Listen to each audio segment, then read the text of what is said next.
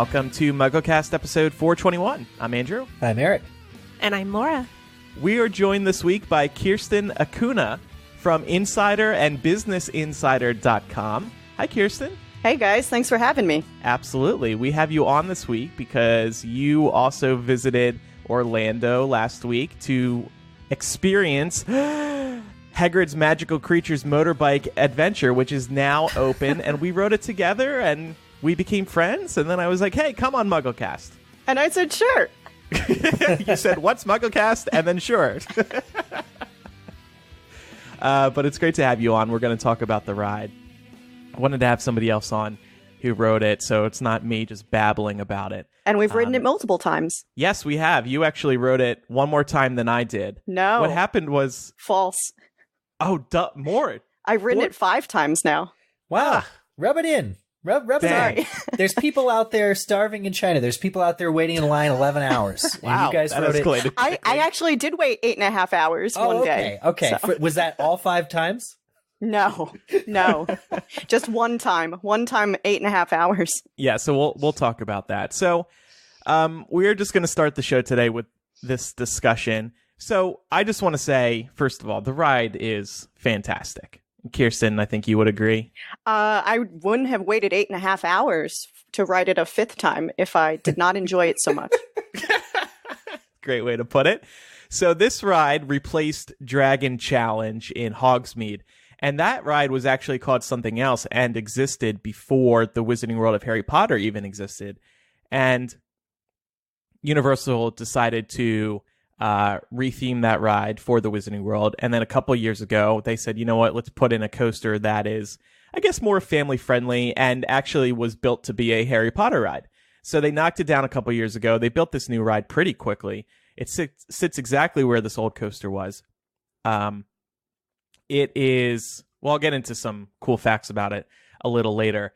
But it is an all-outdoor coaster. Some people expected this to be a coaster with screens, something that creates more, like virtual effects.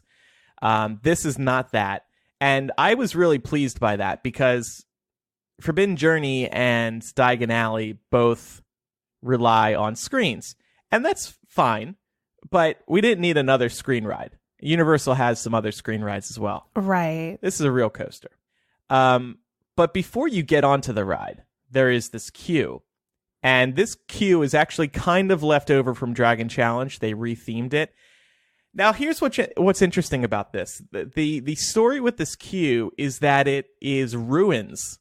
They're ruins of Hogwarts that are kind of behind Hogwarts Castle. And that's cool. Yeah, you walk through the queue and you see these inscriptions and this artwork. And the story from Universal is that this is these inscriptions, this artwork, and these workrooms of Hagrid's.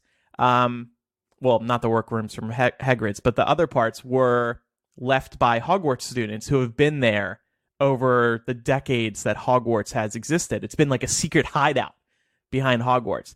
So the thing is, a lot of this stuff is very weathered, so it's very hard to make out. But there's one inscription that said, I heart Hufflepuff. There's another inscription, J plus L, so James and Lily.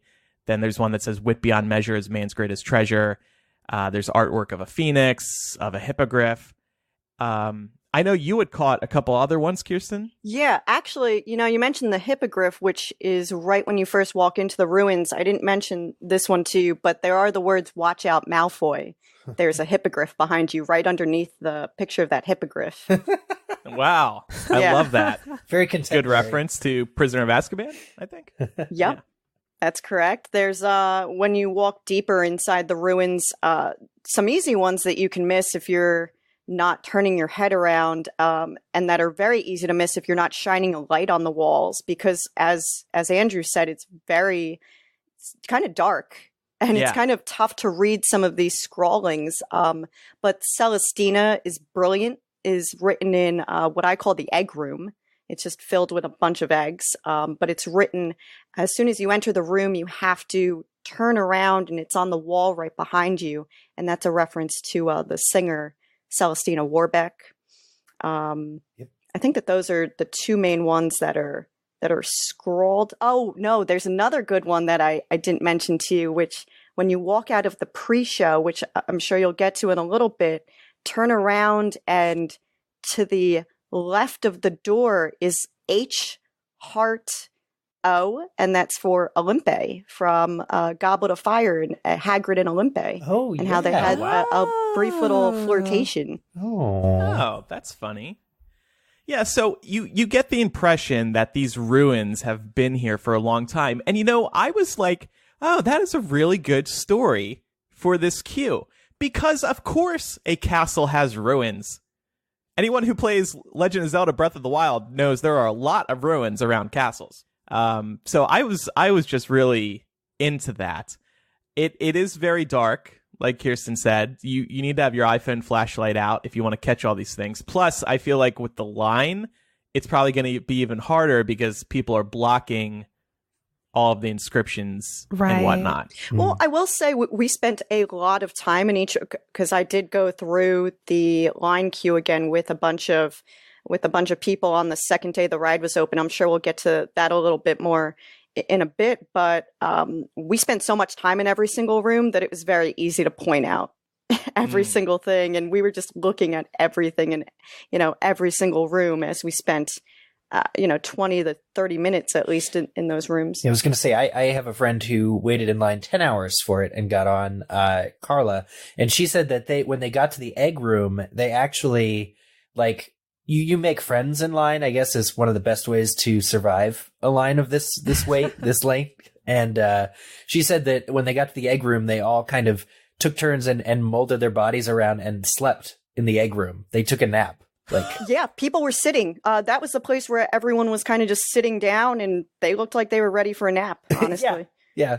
It was very hot in that room as well. At least the day I was in there, the AC wasn't working just in that room. Oof.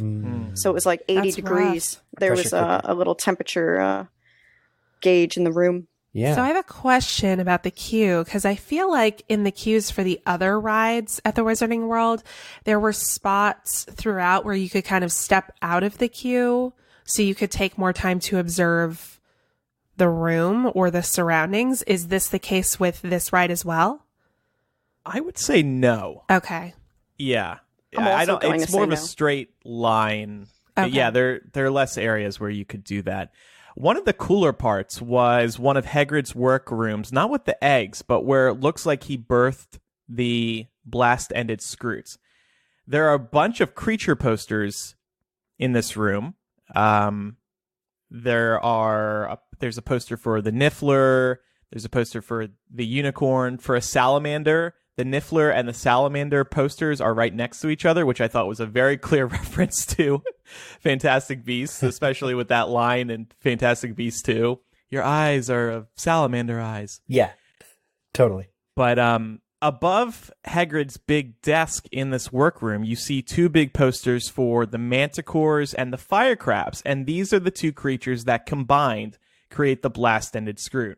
There are also on this table two big monster book of monsters that are open, and also Hagrid's work gloves. Oh. And I just thought that was like such a cool story to see where Hagrid came up with this creature, which is illegal and which appears in the ride. Yeah, do they touch on the illegality of it all? Is Hagrid you're gonna have ministry wizards coming and cracking down, or? No, I don't think so. Not at all. But I did think a cute thing in that room, and I don't know if you would notice this at all, Andrew, was that, again, this is something that you had to shine a light on, or maybe if you are a small child, you would have been able to see it better, but there are some crates in the room where Hagrid was keeping the Blast-Ended Skrewts, because this is sort of like a nursery or so. And what I was told by Universal is that there's a teddy bear inside one of the crates and some blankets. So he's, keeping them occupied with. Yeah, he has little teddy bears and blankets set up for them and stuff. So he's taking good care of them. That's so Hagrid. So then, yeah, speaking of the queue, there is that pre-show scene, and each of the Harry Potter rides in the Wizarding World has one of these. This one actually stars Hagrid and Arthur Weasley, and Robbie Coltrane and Mark Williams reprised their roles for this, so it was super cool to see them playing these characters again. And I don't really think we need to get into the details of the scene, but it actually is pretty long. It is a projection. I know Eric was wondering if it's like a hologram. I don't think this one is a hologram. I think it was more of a screen, but they kind of have real things around it to kind of make it look like it's real. Because in both Forbidden Journey with Dumbledore's office, where Dumbledore shows up, also the trio are under the invisibility cloak in the Forbidden Journey line, and they reveal themselves in I think it's the Defense Against the Dark Arts classroom. And in Gringotts, Bill Weasley and the Goblin are in his office and do that thing, but it's not a screen; it's like a projection kind of a thing. Yeah. So I don't think it's something like that. But the story in this pre-show, and this connects to the ride, of course, is that Arthur is helping Hagrid get a bunch of motorbikes together so you all can take a class with Hagrid for the day into the Forbidden Forest. And there are a couple other cameos in this pre-show, non-human characters. I won't spoil them in case people want to be surprised, but it's really cute. I have one question. Does anybody at any point mention that the original flying motorbike belonged to Sirius Black? Yes.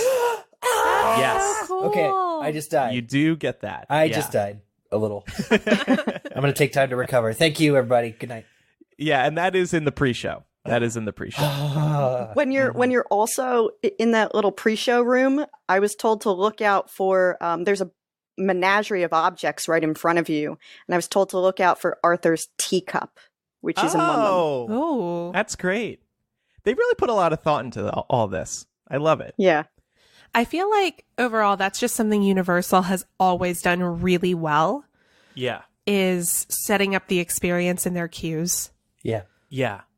And, prior to going to the Wizarding World on this trip, I spent a couple days in Disney. And honestly, I find Disney World so run down compared to the Wizarding World parks. The Wizarding World parks are so damn detailed and beautiful and large and clean.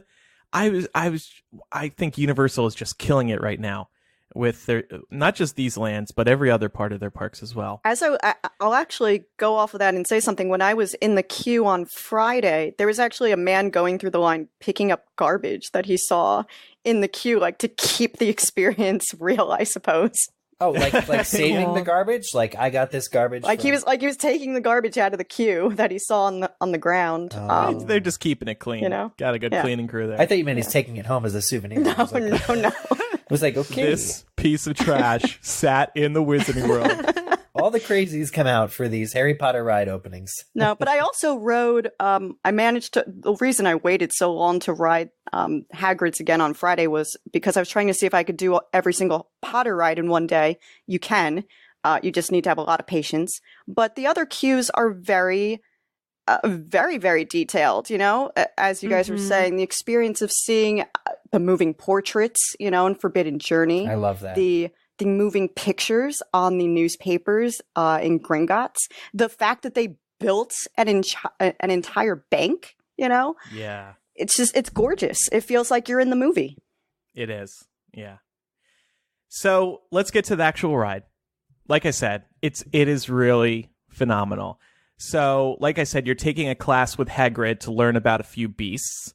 And first of all, very impressed by the loading of this coaster. It's kind of like a continuous track, like Forbidden Journey is, where the vehicle is slowly moving down this line, and you get onto it while it is in motion, as is the walkway right next to you. So it's easy to get on.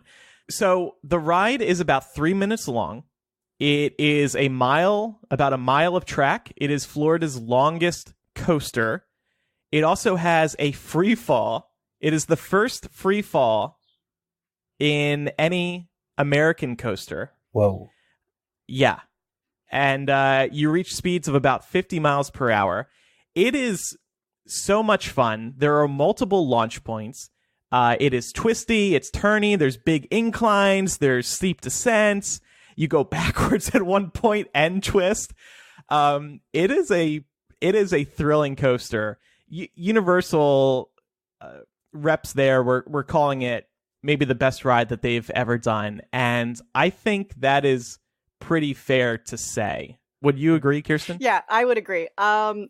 Yeah, that's pretty accurate. After riding all 4 Potter coasters in one day, this is definitely the best. Just because of the thrills. I don't think it's the best queue, just because the other 2 rides, Forbidden Journey and Gringotts, that I said are so very well detailed in some of the magic that they really put into the ride. But there's nothing. It is just unparalleled being on that motorbike. You feel like you're on a motorcycle just flying through the skies. Yeah. As 2 people who've ridden it multiple times at this point, is the sidecar like worth a damn? Is the sidecar? I know, Andrew, you stated your preference for the motorbike in your article on Hypable. At least I think you did. Yeah. But have you tried both the sidecar and the motorbike? Yes. So I actually did the sidecar the first time. So people were saying, like, there was this whole debate before I rode both sides. And I was like, oh, come on, there can't be any difference. But the motorbike actually sits up higher, and you're not as enclosed, and you're also straddling the bike. Whereas the sidecar, you're, as you can imagine, in a sidecar. So you kind of keep your legs together, and you have the car covering the front of you. Whereas the bike, you also have handlebars, so you can hold on to those if you want. It's just a whole different experience. I think it has to do with sitting up higher. Kirsten, did you prefer the motorbike? Oh, I'm team motorbike all the way. I rode the motorbike 4 times, and I rode the sidecar once. The only time I rode the sidecar was with Andrew, because I told him he needed to ride the motorbike if he was only gonna, he had to have both experiences in one day. And so the only difference that I really took away is because every single time that I rode the motorbike, as Andrew said, you can either lean into it as if you're on an actual motorbike, or you can stay sitting up, and there are little grips for your hands to hold on to right in front of you. I leaned in the entire time, and the reason I bring that up is because anytime I usually go on a coaster, I like to keep my hands up the entire time, but I was so compelled to have my hands on the handlebars of the motorbike the entire time, because it's just such a different feeling. You don't get that on other coasters, where you feel like you're on a motorbike twisting and turning as you're veering at like these crazy angles.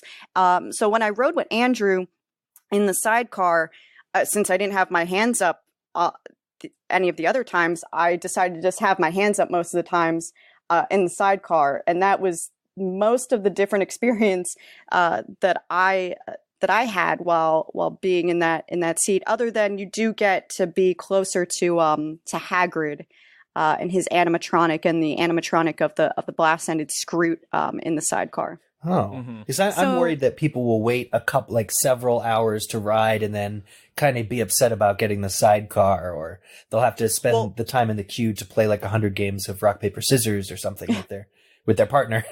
You do get to pick which side, as long as you and your partner can decide. You might have to fight to decide who's riding. Is there a point where the queue splits? No, the boarding of the vehicle is actually kind of interesting. You both enter on the same side, and if you're on the motorbike, you actually have to step through the sidecar to get onto the motorbike. Ah, okay. Yeah, whoever's sitting on the motorbike has to board first. I will say they were doing the single rider queue on Friday as well, which I did not get to walk through that and experience that to see if there are other Easter eggs.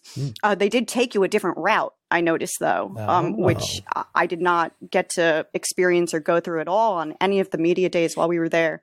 But the people who choose to be in the single rider queue do not get to have a say in where they sit. And I say that because I did not go in the single rider queue. I stayed, as you guys mentioned earlier, if you're waiting in one of these lines for 8+ hours, you do make friends in line. And at one point I said to them, I was like, should I go the other way?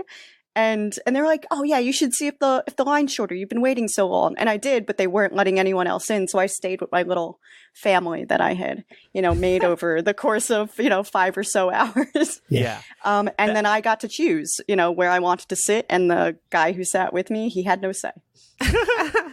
I have a question about the restraints, particularly on the motorbike side of things. So it sounds like you're like half standing a little bit. No. Okay. It definitely feels like you're sitting on a bike. Yeah. The lap bar, there's a lap bar. It comes down from the handlebars. Okay. Yeah. That makes sense. So, yeah. So like when you're going backwards at an alarming rate, you're still pretty secure. Oh, yeah. Oh, I yeah. mean, On that no one bike? has died yet on Hagrid's Magical Creatures Motorbike Adventure. Yeah. Yeah, well, it's only day 3 or 4. And another point I want to make about Sidecar versus Motorbike is if you are going with your friend, my advice is to just lie to them and be like, "Oh, I heard the Sidecar is better. Do you want to do that?" You. That's terrible. You would. I'm not going to ride this ride with you, Andrew.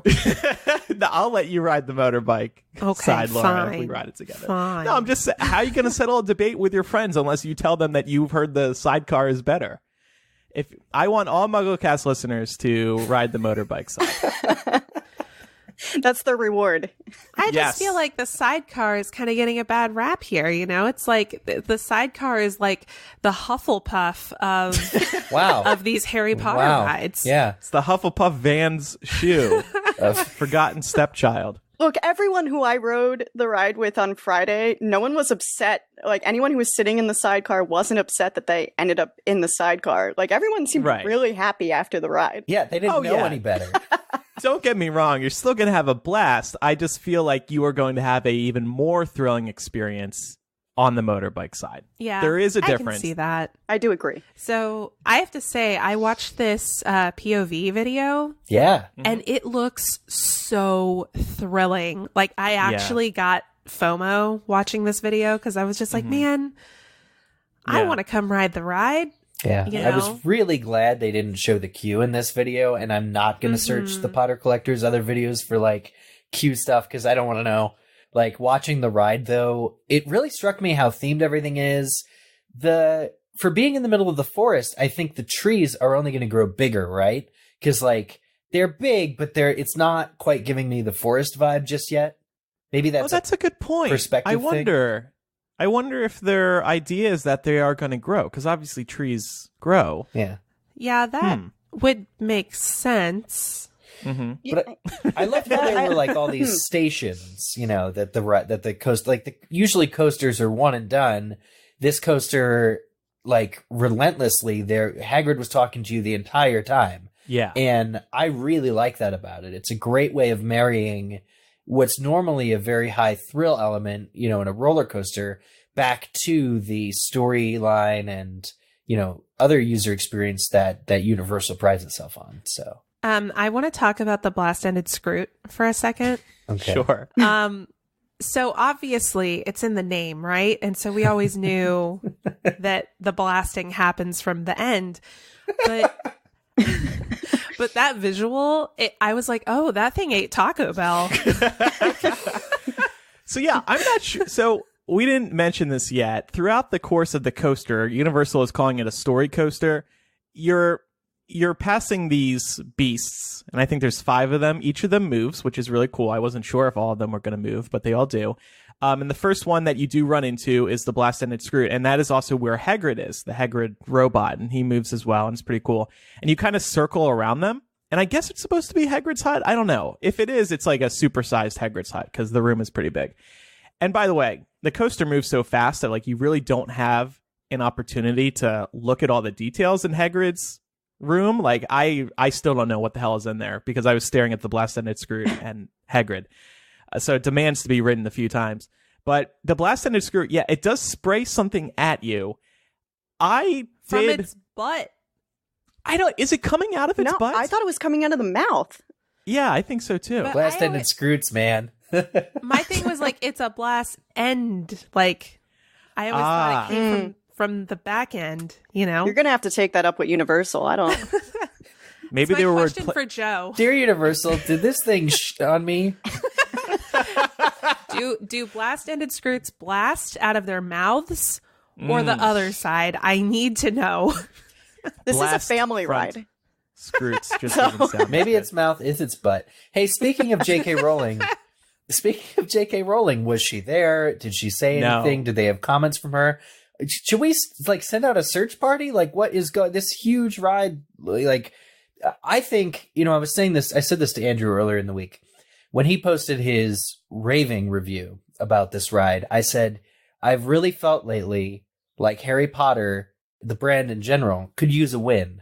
And this really sounds like a win. It is. So I would have liked for J.K. Rowling to have been present to really celebrate this whole thing. Somebody from the Blair Partnership, that's J.K. Rowling's business entity, it was there. They got a shout out during the grand opening, but J.K. Rowling was not there as far as we know. A lot of stars were there, though. Ivana Lynch, Tom Felton, Rupert Grint, the Phelps twins. Did you get Warwick to talk Davis. to them? Did either of you guys hang out with them? No. Whoa. I was not in a room with one-on-one, them. I mean. No, not one-on-one. I did ask Tom Felton a question during the presser where they stuck I don't know how many of us in a room on Tuesday to ask them some questions. And we were really only allowed to ask about the ride. So I had seen Tom Felton in March when he was promoting the ride and revealing some info on the ride in New York City in March. And he had mentioned that he wanted to be the first person on the ride. So I asked him, I was like, well, Tom, did you get to be the first person on the ride? And, he told us that he rode the ride 3 times. So I asked him where he sat each time and which side he preferred, if any. And he said that he was team motorbike. Yet another one. And because of the handles. And he said he imagines that he wasn't the first person to ride, but he was one of the first. And I know that he rode it at least one more time because he rode it opening day with 10 people that they pulled from the crowd. That was really cool to see that photo of the cast on the train, I guess you'd call it. Yeah, and everybody's just having a ball because this coaster is just such a thrill. Did you ask Tom, by the way, if the blast from the Blast-Ended Skrewt is coming out of the front or back? I feel like that's a hotter debate than Motorbike versus Sidecar. I really blew it, and I did not ask, so no. Actually, kind of funny moment during the opening night event. I was with the girls from MuggleNet, Felicia and Lori, and we get in line. And we waited about an hour overall, but we get in line, and who comes up behind us on his Segway with his family? Warwick Davis. Oh, that's so cool. Yeah. However, I think his handler was doing a poor job because he ends up getting in the normal line with the rest of us. And I whispered to the girls, I was like, is he seriously going to wait in this line with us the whole time directly behind us? And then I'm like, oh, crap. What am I going to talk to Warwick Davis about in line for an hour? I mean, maybe he's just a man of the people. I know. Maybe he just doesn't think he's, any more special than anyone else and he can wait in line just like everyone else. That's what I thought, too. And I was seriously going to say to him, hey, Warwick, you can get ahead of us if you want. Oh, my God. That would be amazing. You're the guy who offered Warwick Davis to skip the line. That's great. Exactly. He did stop and take some photos with people. I had noticed as he was going along. Yeah, but actually what ended up happening was once we stopped walking in the line, him and his family and his handler saw that, we were stopped, and then they turned around and went in the cool kids' way. But I thought that was kind of a funny moment. Yeah. They get just at Star Wars Celebration in April here in Chicago, they had him sort of announce really just run, he's such a good MC is what I'm trying to say. Yeah. I was actually there when he was MCing at Star Wars Celebration, and he was rocking and rolling on his Segway as well. That seems to be his preferred mode of transportation. Yeah, why not? Yeah. So anyway, I do want to touch on day versus night. So the first time that we had ridden it was during the daytime. The sun was out. Then we rode it again at night. It was a whole different experience. I found it 50 times more thrilling at night because I feel like it actually does feel like a Forbidden Forest at nighttime. Plus, the motorbikes are all lit up. The headlamps are on. Huh. So it is just such a cool experience, and you can see Hogsmeade during several parts. So you see the village all lit up in the distance, and fireworks were going off at various Universal shows. It was just so cool. I would highly recommend doing it at night. Yeah, you took the words right out of my mouth. I was going to say I thought it was much better at nighttime also, and I think it was Eric was asking, about the trees and whether or not they'll grow and stuff. I don't think I was sold on the fact that I was in a Forbidden Forest until nighttime.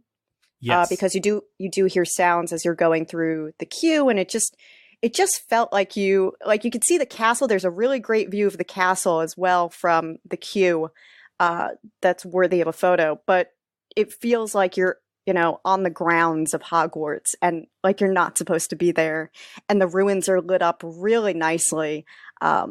It just all looks fantastic. And the fact that it's a whole different experience going on the ride, because even though we knew what was coming on the ride, this was our second time on the ride, because it's so dark, I wasn't sure, like I really couldn't see much around me or in front of me. I didn't know where we were going next. And I thought that was thrilling. Yeah. Yeah, something else that I noticed on the second ride through is that the coaster moves very fast throughout. But there are these straightaways, and I would say there's at least 3 where you clear a corner and you are already going fast, but then it picks up again and you freaking soar, and you are surprised by how fast you are moving. Just when you thought you were going as fast as the coaster could go, it picks up speed again, and it is just so delightful. That second time that we rode it, Kirsten, I couldn't go to sleep that night. Like, I was so high on that second ride. Like, that just rocked.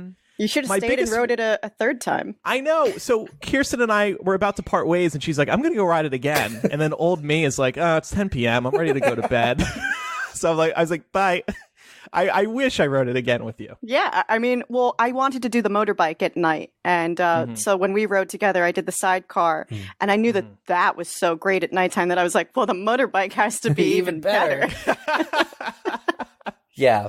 Well, my biggest concern now, it's sort of like a challenge, is to figure out how to ride the ride at night. Because the problem is the sun sets so late in the day. So unless you're at an after hours presser event for the park, it's going to be tough to even be in the park when it's dark.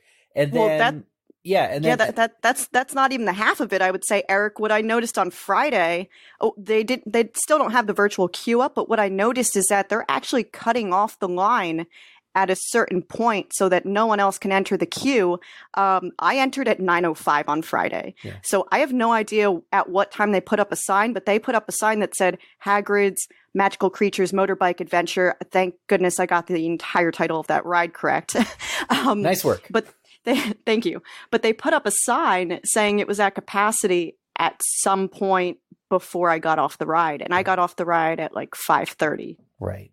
Not to mention that these parks don't always stay open very late. So you're going to have a small window, especially during the summer, to and ride it. I don't know if it works like some other parks do, where as long as you're in line before the park closes, you're fine. So if the park closes at 9 and you get in line at 8:59, you're okay. It's going to be tough managing like an 8-hour queue, but specifically so that you can arrive at the ride when it's dark. You know what I'm saying? Like maybe, or if they do cap it at like 6 p.m. or whatever, like Kirsten was saying, like to get in at like 5:50 to be able to ride the ride. I heard that they were, at least on opening day, that they had the ride running until midnight to accommodate for everyone in line. Yeah. And I heard that was why. So on Friday morning, I don't know if you guys know, but the ride was not operating right when the park started. And I was told originally they weren't even sure. 2 things. They weren't sure when it would be up and running. And 2, they weren't sure if it was even going to be operating today. And I was like, great. I was told all theme park rides have to have a mandatory certain amount of hours of downtime.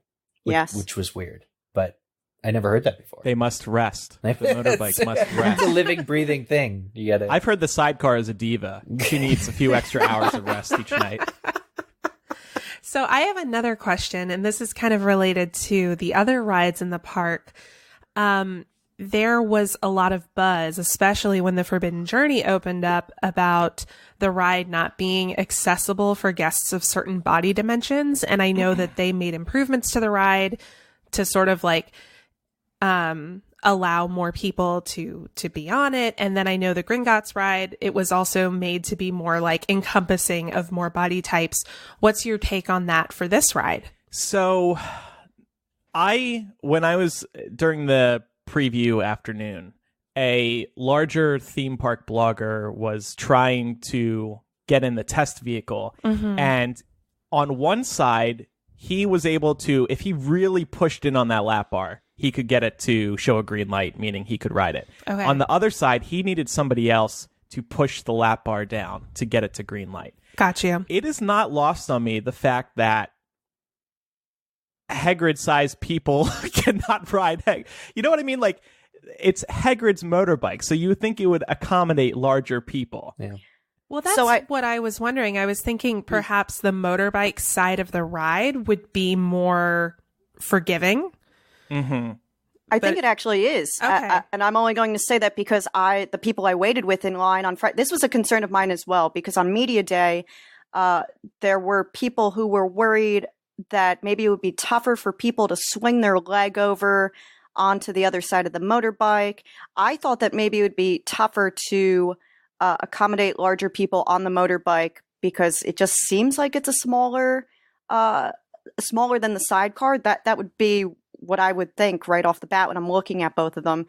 It seems like it may almost be the opposite, actually, that there is less room in the sidecar. And I only say I think that the motorbike is easier to maybe accommodate larger people, just because I was with on Friday, a few larger people, and they had no problem getting onto the motorbike. That's awesome. And they looked comfortable. They didn't complain about it at all. They would have told me, because then we hunt around together. Like I said, you make friends in line when you're with them for many, many hours of a day. And we ended up riding the next two Harry Potter rides together, and they did not complain about that at all. Okay, cool. And the other thing is they do have a test vehicle, I think, outside before the queue even begins. So you don't have to wait in line and then find out at the last second. Right. Oh, crap, no, I can't Universal ride. has always been pretty good about that in terms of having test vehicles. But I also know this was a big gripe for a lot of people. Yeah. Especially when the Forbidden Journey opened up. So Yeah, absolutely. So we asked on patreon.com/MuggleCast if any of our supporters had any questions about the ride. I'm going to go through a few of these. Where does this ride rank compared to the other Wizarding World rides? So I will tell you, I think it's number one because I prefer these classic types of coasters over these rides that mostly involve screens. Forbidden Journey and Gringotts are incredible rides. Just such a thrill. I would say Forbidden Journey is number 3. Gringotts is number 2 because Gringotts is less intense, in my opinion, than Forbidden Journey. And then number 1 is Hagrid's Magical Creatures Motorbike Adventure. Where do you think it ranks, Kirsten? Andrew, this is a great question because actually on my travels home, I did a ranking of all of the Potter rides since I rode them all in one day. And where can we find this online? I did not put it up on the site yet. It's actually all handwritten right now in a notebook, but will be on. Crazy, right? I just didn't want to look at screens anymore. And I wanted to eat after an 8.5-hour day in a queue, but it will all be on insider.com at some point in the next week. I can give you the quick preview. I won't tell you every reason of why I ranked these things the way that I did, but our rankings are very similar, except I just have Flight of the Hippogriff at the very end. Then I have Forbidden Journey. Then I have, and Forbidden Journey I only have there because I think some of the screens on that ride, the technology is a little dated at this point, but still a great ride. Plus you feel a little dizzy afterwards. The older that you get, especially. Then I have Escape from Gringotts, and then I have Hagrid's, and I don't think it's the best queue out of all of them because for reasons I mentioned earlier with Gringotts and Forbidden Journey. I mean, come on, you get to go through a castle in Forbidden Journey. Can't beat that.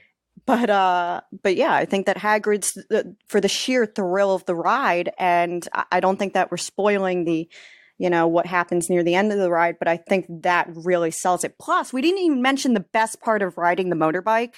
There's a purple button that lights up, and you get to press it, and you just don't get that experience in the sidecar. Sold. Purple button. What does it do? What does it do, Kirsten? Because I still don't understand it either. It helps you emit dragon fire to escape, I'll just say, where you wind up. Oh. And shoot you out. So, like, Hagrid doesn't talk to you when you push the button? Yeah, no, he does. He tells you to press the button. He tells you to push it. Yeah. Oh, that's cool. Okay. I don't believe it actually does anything, though. I'm not convinced. It does magic.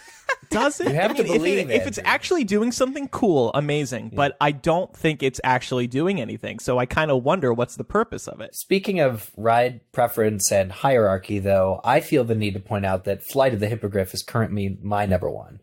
What? Still, Why? It's the shortest ride. Unironically, the views of Hogwarts are just the best.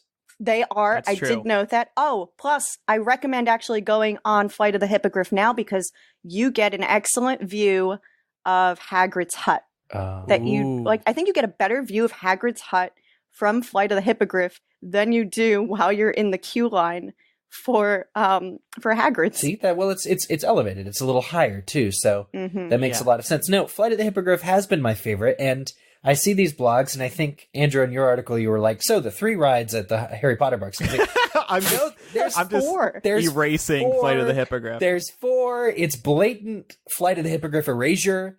Yeah, it is. I know. You're I admit it. you're unapologetic about it. But Well, wait, is it 4 or 5? Do we count King's I would actually Cross? say 5. Yeah, I would count the train. Okay. Here, I don't include Flight of the Hippogriff when I'm talking about the main 3 because it is such a short and small coaster. It's just made for little So, people. Andrew, do you count the Hogwarts Express before you count Flight of the Hippogriff? Yes, and I'll tell you why, because I'm a sucker for trains. I love trains. I love that the train connects the 2 lands. I think it's amazing. It's just, I feel like if enough bloggers out there and enough people in the world are talking about all these other rides and not including Flight of the Hippogriff, Universal's going to be like, okay, time to demolish this old thing that nobody talks about. No, you know Right. what's great about it, though? The lines are probably really short for it right now. And Kirsten, didn't you say when you rode all 4 rides in one day that the other 3 rides were just 20-minute waits? Okay, well, I had Express.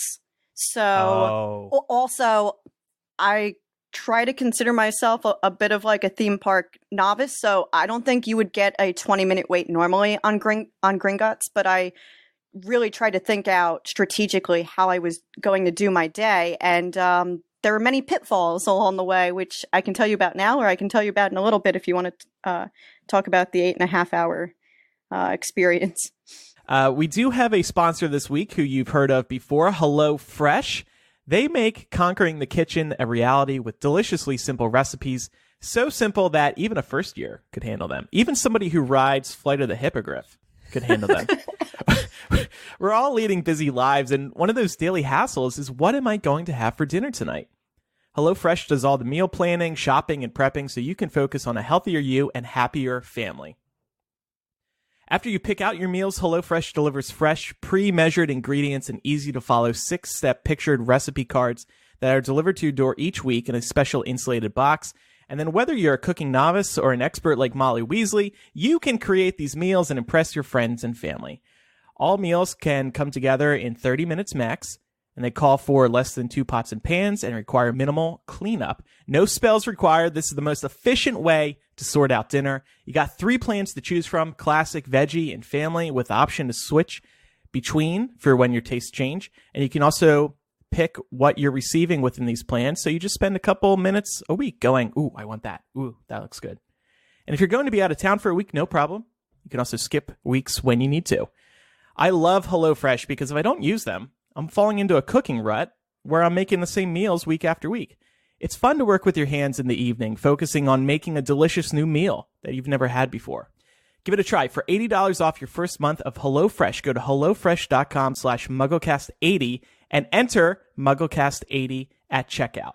Again, for $80 off your first month of HelloFresh, go to HelloFresh.com/MuggleCast80 and enter MuggleCast80 at checkout. It's like receiving 8 meals free. Free food, people.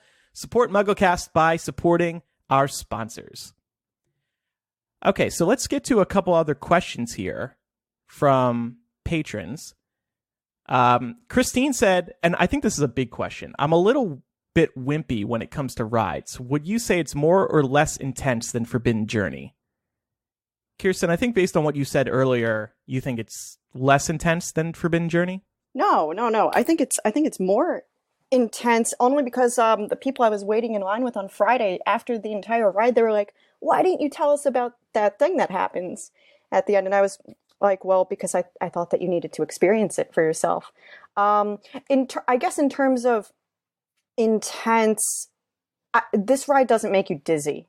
I think Forbidden Journey, if you're prone to any sorts of dizziness, you may have that on the Forbidden Journey ride. I didn't have that at all on Hagrid's. I just wanted to ride it again right away. I'm actually going to disagree with you. I think this is less intense than Forbidden Journey because I get dizzy on Forbidden Journey.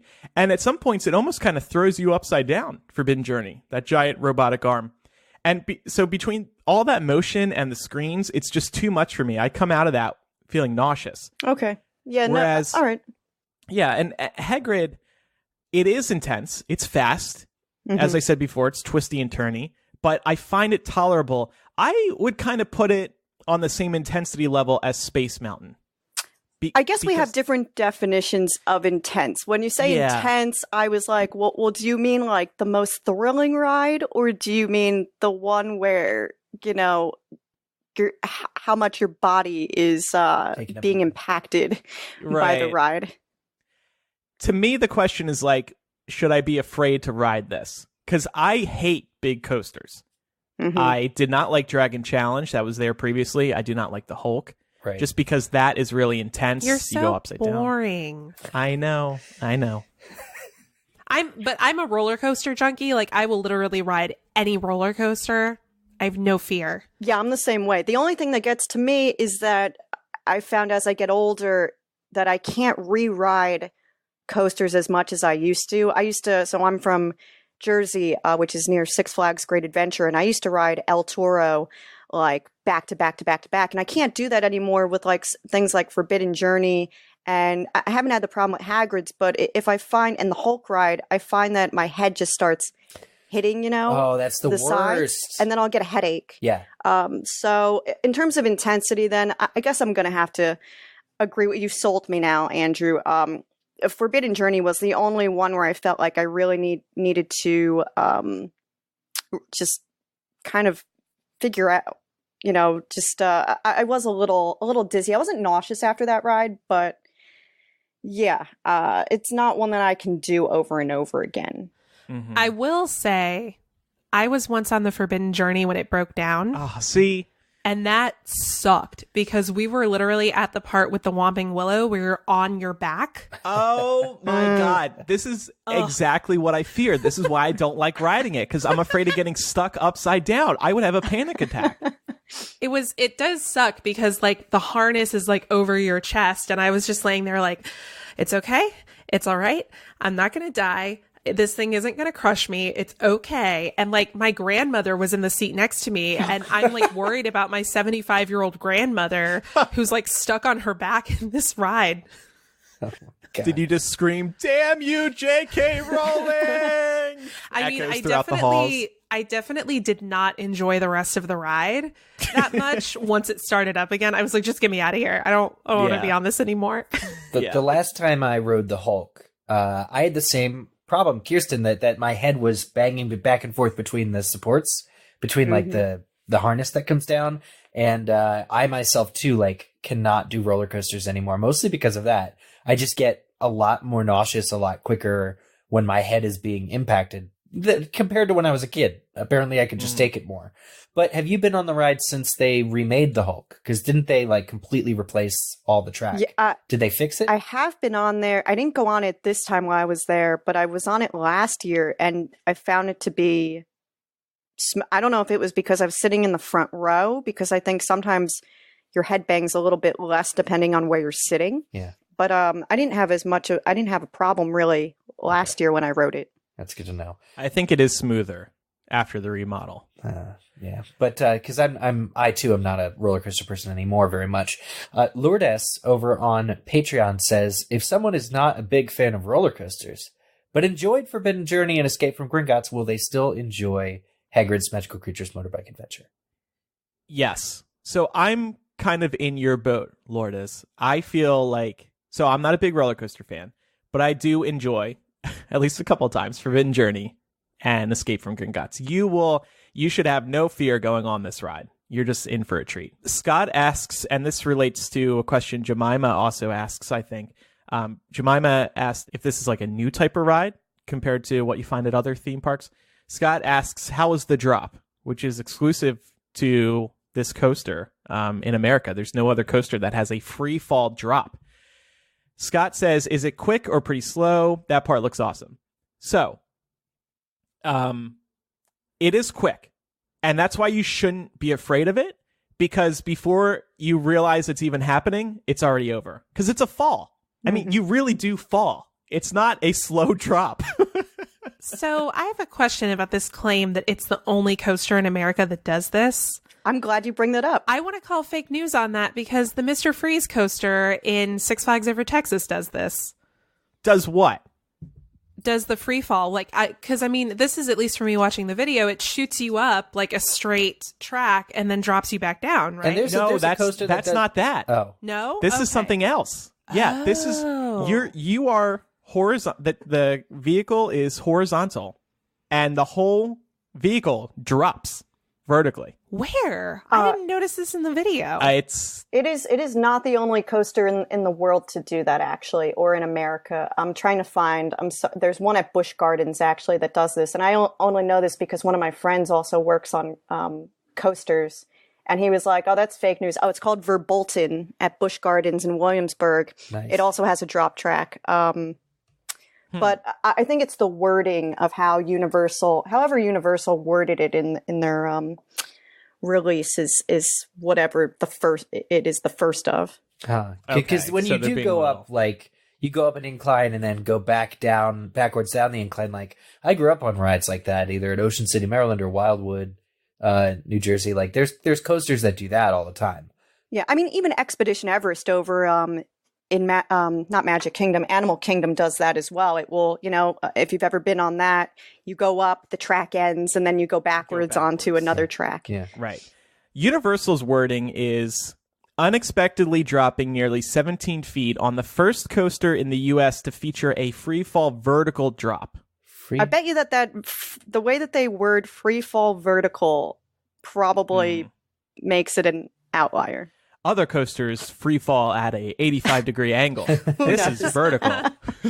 I need to watch this video again because I don't feel like I caught that. It's at the Centaur when you are amongst the, what are those things called?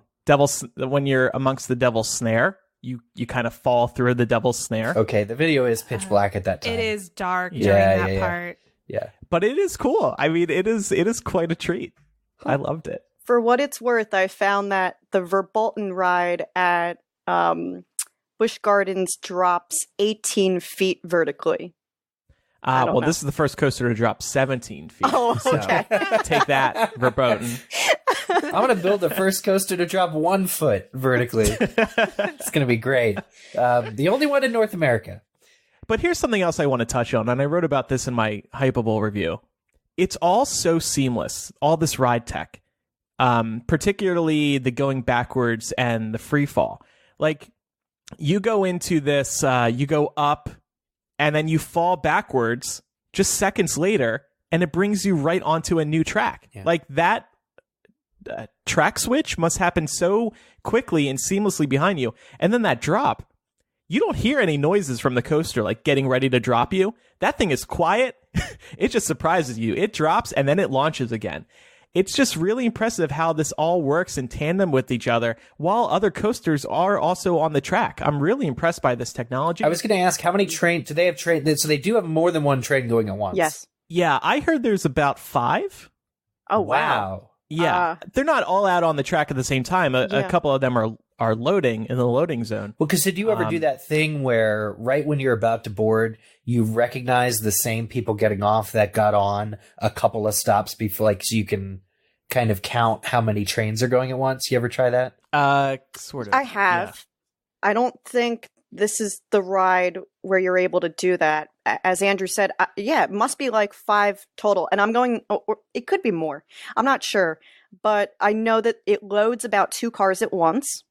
And then I know that they run at least 2 together because while I was in the queue for a long time, you'll see one go by and then I would see another one go by like 30 seconds later. Since the two are timed together. There may be one other one that's a little bit ahead of them, but I at least know that they send them out 2 at the same time, almost the same time. Mm-hmm. Yeah. And you actually do unload in a different room than the loading room, so you actually you don't see people getting off when you're waiting to Yeah, get that on. makes sense then, I guess, because by the time it gets to you to get on, we can't have somebody else like still pulling their bag out or whatever. But actually, speaking of bags, so Sam P over on Patreon asked this question, and I already know the answer, so I want to kind of make a plea to Universal. Sam asked, does this ride require locker use, like Forbidden Journey and Gringotts? And if so, any updates on the locker room issues? I hear still that the locker situation at Universal is just the most god-awful thing, like worse than hell to get through. Yeah, so this ride does not have on-vehicle storage for your bags, so you do have to keep your bags in lockers. And the problem with the locker rooms is that they're just very small for when tons of people are going through them and unlocking them. You have to go to a screen to unlock them and then move over to your locker. It's just, it's a very chaotic process. So try to come to the park with as few items as possible so you can just avoid the lockers altogether.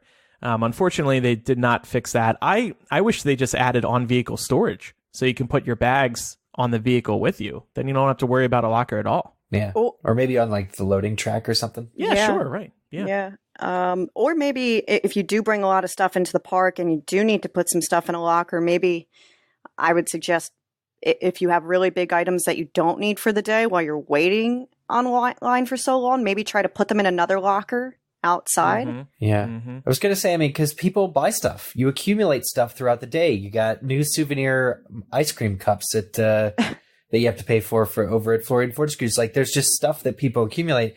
I hate to see them demolish Flight of the Hippogriff and put up bigger lockers. That is next. where they would have to put the lockers, I suppose, if they would make more. I think, though, if you're going on Hagrid's right now, that you're not going around the rest of the park buying up stuff and then getting in this line queue, since it does get to capacity at some point. I think that if you're on a mission to ride Hagrid's, you're going right at the start of the day. Yeah.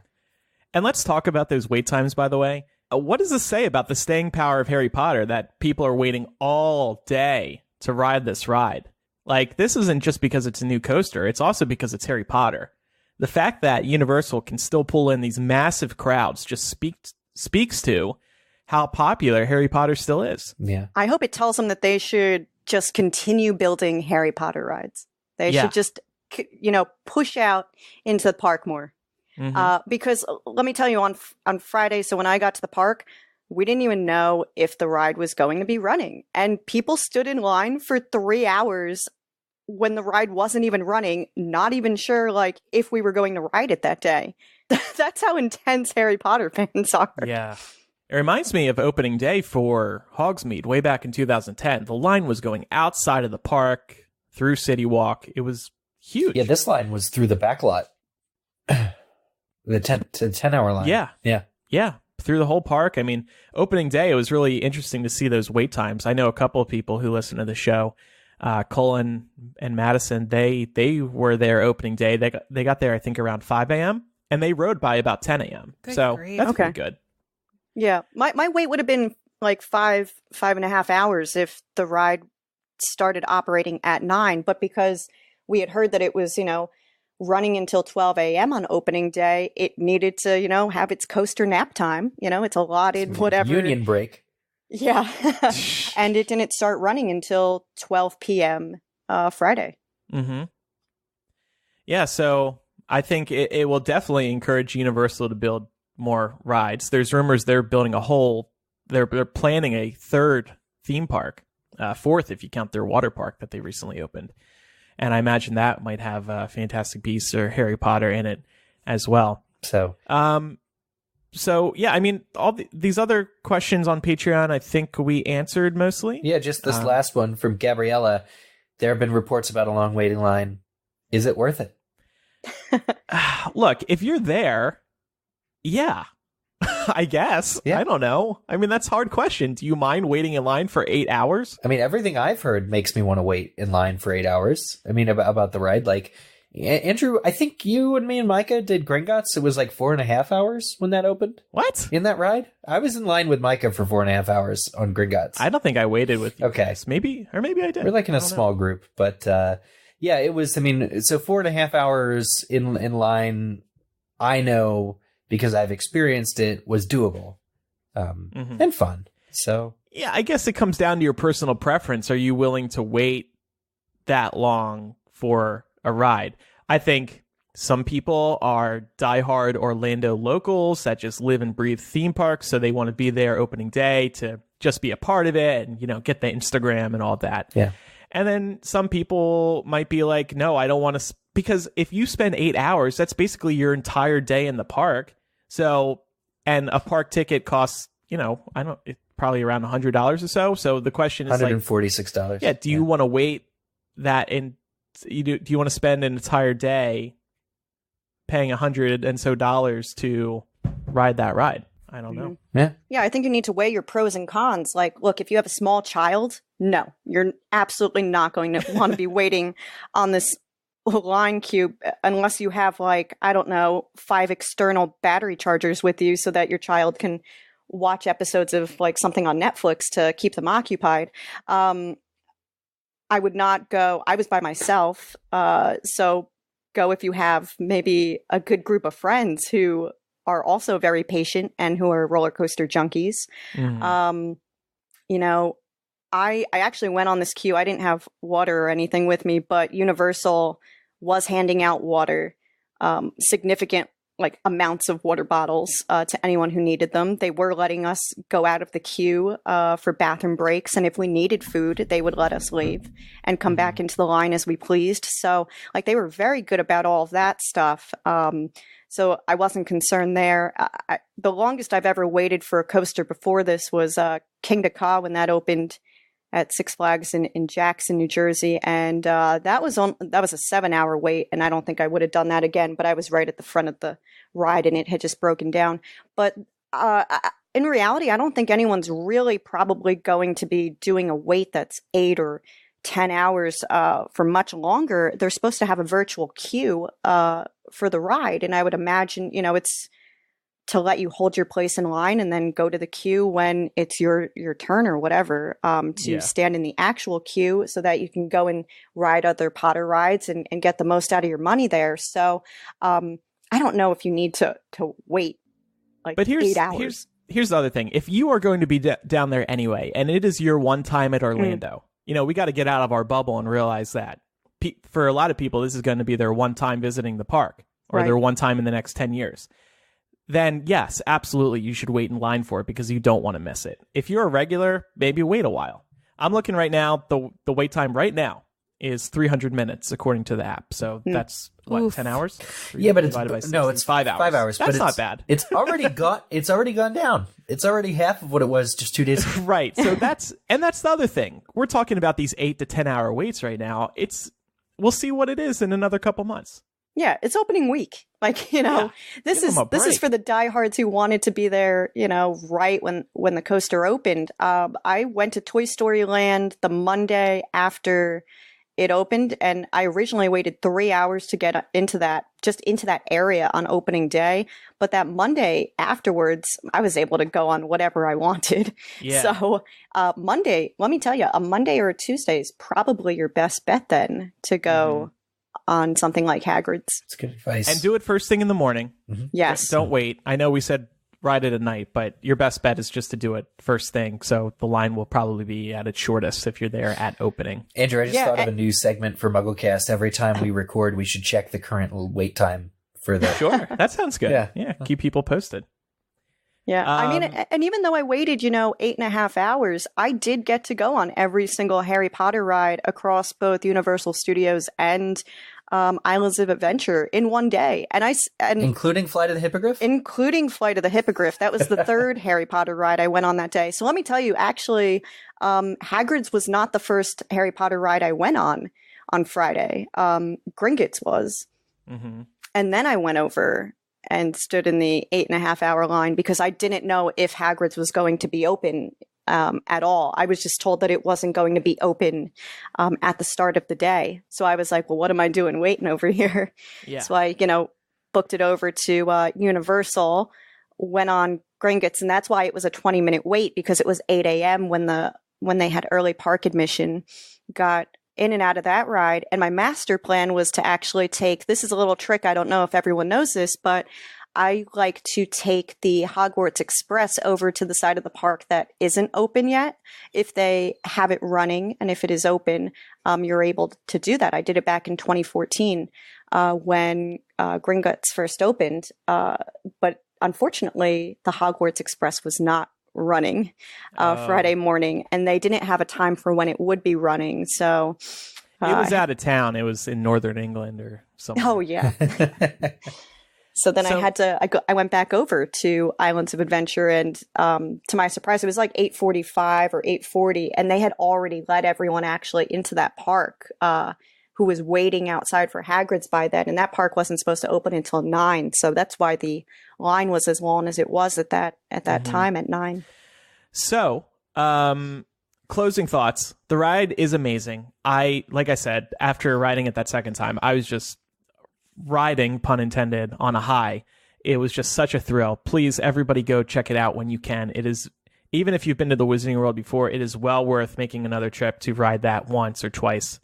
I also want to mention that Universal, they tend to do this. They're good at planning. They open up other new elements on their resorts when these new rides open.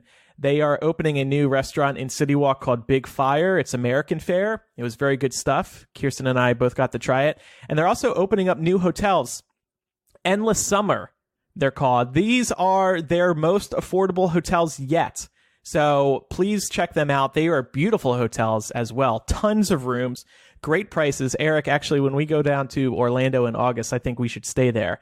Mainly because they have 2-bedroom suites, which are cheap, and I want my own bed. Oh. So You don't want to share a bed with Eric? So anyway, Endless Summer is open. That's okay. No, Micah and I are old hat at sharing a bed. So hey, if you guys want to share a bed, great. Yeah, I get the motorbike and he gets the sidecar. Yeah, since Micah has not been on, he gets to ride the sidecar. No, you get to ride the sidecar because you've been on the motorbike. No. Look, I was generous and I actually allowed Andrew to ride the motorbike. I know, it was very gracious. Very Yeah. nice. So, and I do appreciate that, Kirsten. Actually, Kirsten was solo, and then never mind, I won't get into it. But Kirsten, it was very kind of you. I don't know where you're going with that. But I was going to say, we were talking in the press stands, and then we got separated. Right. And we then got lost. Yeah. As destiny goes, we end up meeting up again right before boarding Hagrid because you were solo and I was solo, and it was like, oh, hello again. That's crazy. Yeah, they paired us up and it was like, oh, you're going to be riding with this fellow. And I was like, oh, I know him. Hello and this again. jerk is insisting on riding the motorbike. I was like, fine. Well, I'm so glad that happened because you've been just amazing to have on the show. Definitely. Yeah. Oh, thank you. Yeah. Thank you. Thanks for having me. I do want to clarify real quick. Andrew said that I got to try out the Big Fire food. I actually did not. I was not there Monday night. I didn't come in until very late Monday night. So I missed out on that food, unfortunately. So I am jealous, but I did get to see the hotel, and I do recommend the 2-bedroom suite. It looked really, really great. And as Andrew said, it's supposed to be the most affordable residence that they have on Orlando property. Plus, and this is big, early park admission for the Wizarding World by staying at a Universal property. So that'll help decrease those wait times. Wait. Even better, they have breakfast pizza, which we got to try out. And I thought it was the most fantastic thing I've ever eaten. Whoa. Because I like having pizza for breakfast sometimes, but this has all of the breakfast toppings on pizza. It was so good. I even went up to the chef and I said, yo, this is good stuff. I did too, but I did not use those words. All right. So we'll talk about Hagrid more in the future. We'll say bye to Kirsten for now. Kirsten, thanks for coming on the show. We really appreciate it. We can find you at insider.com and Business Insider, and we will include a link to your ranking of the Harry Potter attractions once that's up. We'll post that on our social media channel. Sounds great. Yeah, right now I have up my review of the ride, and I have up some Easter eggs. There are probably like a few more of them that we didn't mention on the show that I have on my list. We'll link to those with photos. With photos. Ooh, very nice. Because I got to run through the queue opening morning before it was open to the public to take some photos. Cool. Nice stuff. Yeah. Yeah. Well, thanks again for having me. All right. Thank you. All right. Talk Bye. to you later. Bye. So this did end up taking more time than we thought talking about Hagrid, which is great. We've had a lot of fun talking about it. So we'll push these voicemails and emails to a forthcoming episode of the show. Do want to also mention that the album art is going out, right, Eric? It's out. All in the mail now. It's all in the mail. It's been coming into people's inboxes really fast. People are sharing their photos on social media of the album art.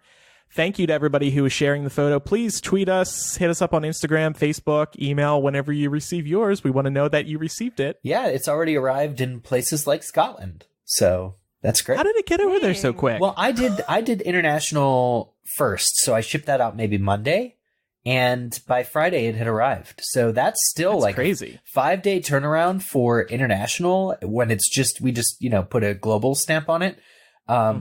Is really impressive. So yeah, I guess it must just be a slow mail time around the world. Maybe. Yeah. And it's not too late to receive signed album art of your own. You have until July 31st, Harry and J.K. Rowling's birthday, to pledge and receive album art. So visit patreon.com/MuggleCast. This is a limited time benefit, so make sure you pledge as soon as possible. Yeah. Before we play Quizzitch, we have one more sponsor this week. The Wizarding World figurine collection from Eagle Moss Hero Collector. These are officially authorized by Warner Brothers Entertainment, and a slew of Harry Potter and Fantastic Beasts figurines are available. From Harry and Hermione to Newt and Queenie to Fawkes and the Acuna, every figurine has been sculpted in a classic movie pose at 1/16 scale. I mentioned that Fawkes figurine a couple of weeks ago. That one's my personal favorite. I should have brought it with me and had him fly with me and Hagrid on the motorbike. The Wizarding World figurine collection lets you dress up your Harry Potter shelves with landscapes of your favorite characters. These will be beautiful additions to your displays. I have a guest bedroom in my condo, and I've got a collection of them on a shelf to remind people who stay with me that, yes, I am obsessed with Harry Potter. Sign up for the collection at herocollector.com/wizards and get your first figurine, which is a spell-casting Harry Potter as seen at the Battle of Hogwarts, for only $9.95 with free shipping. And if you do it now, Hero Collector will add Hermione Granger as a Year 1 student for free. In addition, you'll receive a free and exclusive art print, and then thereafter, 2 new figurines with detailed character guides and art prints will be delivered each month for only $15.95 plus $2.45 shipping each. And then as a subscriber, you are also eligible for special offers and free gifts personalized to the Hogwarts house of your choice. Plus, you may cancel your subscription at any time. For full details and to take advantage of this special offer, visit herocollector.com/wizards. Time now for Quizzitch. Yes, last week's question: from whom does Lupin learn that Dumbledore has died? And this Quizzitch question can be found in the chapter we're discussing next week, The Phoenix Lament. The correct answer is Ginny Weasley. Ginny tells Harry and Bill, or Ginny mentions it, and Lupin's in the room. And so that's where Lupin kind of hears that Dumbledore is dead, and he says no, and then walks over to a chair and sits down and crashes into it. Very, very sad. But the correct answer was submitted by Grindy and Voldy, Justin Sharkey, Mandrake Patronus, J.K. Not Rolling, A Man is Disappointed, Frankie T, John Phillips, Stacy Davis, Sarah Davis, Justice for Bill, Count Ravioli, Bela Beth, Vitamin Water, nope, that's an ad, Allison, Marlena, and Jason King. Why did, I'm searching specifically hashtag Quizzitch, and this ad for Vitamin Water shows up right in the middle of the timeline. It's crazy. Every area of Twitter must be monetized, Eric. I mean, it's not like Vitamin Water, the brand, is playing Quizzitch. I wish they were. But anyway, next week's question, also from this upcoming chapter, it's actually a two-parter here. I decided to make this a little bit more difficult, just, for people playing at home who like a challenge. What color is the ointment that 3 women put on Bill's face in the hospital wing? And who are the 3 women that are putting ointment on Bill's face for his werewolf, not werewolf bites? Okay. So you can play that on social media, and in the middle of the week, in our story on Instagram, you can easily submit the answer to the question. Speaking of our Instagram, want to mention that I posted a big story in which I take you through Hagrid's Magical Creatures Motorbike Adventures queue, and that story has been archived. So if you go to MuggleCast on Instagram, you can click the archive story, and I take you through the queue and some of the merchandise that is available. I didn't mention this while we were talking about the ride, but this queue, which is partly outdoors, has some gorgeous views of Hogwarts as well. Oh. So you'll want to appreciate that outside queue as well. You know, I forgot to ask, is there an on-ride photograph? You know, yes, apparently, because when you exit, there's an on-ride photo station, but it wasn't working. So I guess it's not up yet. Oh, so that photo of you on the bike and Kirsten in the sidecar with her arms up is probably lost to time. Well, when you put it that way, yes, and that's super sad. Because you should email them. They got to have them on a server or something. Give me the photo. Well, I don't even know if the camera was on just yet. Yeah. So we'll see when that gets running, because I'll be curious to see where it actually takes the photo. I didn't notice any particular spot where there was a camera. Yeah. Maybe the free fall? I don't know. Anyway, we also have a new bonus MuggleCast going up this week on Patreon, and your support helps keep the show running. You'll receive instant access to installments of bonus MuggleCast, early access to our show via a weekly live stream, and MuggleCast throwbacks. And speaking of throwbacks, we're getting ready to launch a new feature on social media and here on the podcast, and patrons will be getting a first look at that new throwback feature this week. We're really excited about it. One of our listeners, Kim, has been working with us over the past few months to create this archive of all of our old predictions. And we're going to revisit them on social media and on the show. Man. It's going to be amazing. She's done an incredible job. We're going to have her on the show too at some point. But bonus MuggleCast this week is going to kind of be a prelude to the chapter by chapter discussion next week. Right, Eric? Yeah, focused on Fawkes the Phoenix and specifically Dumbledore's connection with him, because this coming chapter that we'll be talking about is the chapter where Fawkes is lamenting Dumbledore's death and singing in the background throughout the grounds. Awesome. If you have any feedback about this week's show, mugglecast@gmail.com is how you can email us, or call us, 1-920-368-4453. Also, don't forget to follow us on social media. Our username is MuggleCast on Twitter, Facebook, and Instagram, and you'll stay up to date on show developments, and you'll receive show clips and more.